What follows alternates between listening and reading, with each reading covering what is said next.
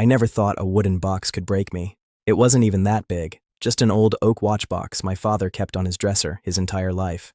Inside were 6 watches, nothing flashy, nothing wildly expensive, but each one carried a story, a memory, a piece of him, and now it was gone.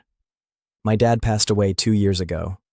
Before he died, he called me into his room and handed me that box. His hands were weak, his voice barely above a whisper. "Take care of these," he said. "They're not worth much money, but they're worth something." I knew what he meant. The silver watch was the one he wore when I was born. The leather strap one? He bought it after working overtime for months.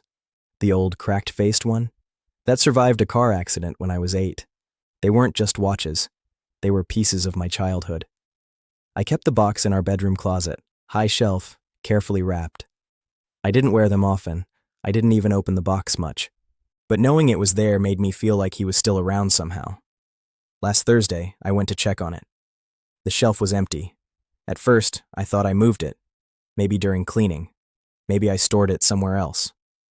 I searched the entire closet, then the dresser, then the garage. Nothing. My chest tightened. I walked into the kitchen where my wife, Carla, was scrolling on her phone. "Hey, have you seen Dad's watch box?" I asked casually, trying not to panic. She didn't even look up. "Oh, that old thing?" she said. Something in her tone made my stomach drop. "Yeah, that old thing," I repeated slowly. She shrugged. "I sold it." For a second, I couldn't process what she said. "You... what?" She finally looked at me, annoyed. "I sold it. It was just sitting there collecting dust. My son needed cash for his trip, and you weren't doing anything with it." Her son. Not ours. Her son from her previous marriage. I felt the air leave my lungs. "That was my father's," I said quietly. "You knew that." She rolled her eyes. "It was trash, okay? A dusty box of broken watches. My son needed money now, not sentimental junk. Trash." She called my father's memories trash. I don't remember raising my voice. I don't remember moving. But suddenly I was gripping the counter so hard my knuckles turned white. "How much?" I asked. "300, she said dismissively. "You should thank me. It was a good deal. $300 for a lifetime of stories. For the watch he wore to my graduation. For the one he fixed himself after saving up for months. For the last gift he physically handed to me before he died. $300. I walked out of the house. I don't even know how long I drove. I just remember pulling over and sitting in silence. My father wasn't a rich man. He worked construction his whole life. His hands were always rough, his back always sore. But he loved deeply, quietly, steadily. Those watches were never about money. They were proof he had been there. And now they were gone because my wife decided they were worthless. When I got home, she acted like nothing happened. "You're overreacting," she said when I confronted her again. "It was just stuff. Just stuff." That's when something inside me shifted. It wasn't about the watches anymore. It was about respect. She didn't ask me. She didn't tell me. She didn't even hesitate. She decided my father's memory meant less than a weekend trip. And the worst part? She wasn't sorry. That night, I went into the guest room.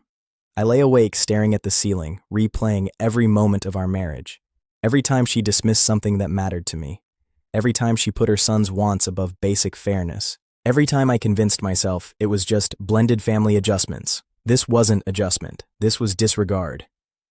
The next morning, I started making calls, first to the pawn shops nearby. I described the box, the watches, the scratches on the inside lid, the engraving on the back of the silver one. Most said no. One paused.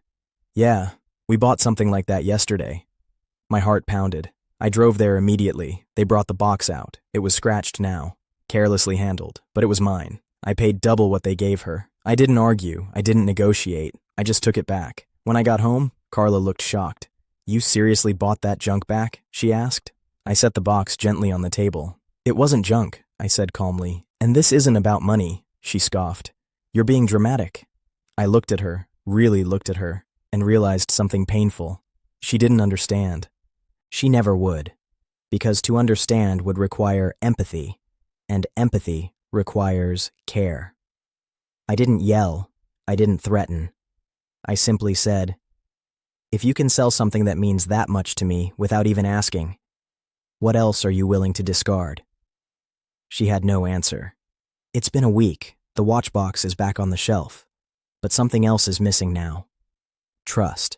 You can replace objects. You can buy things back.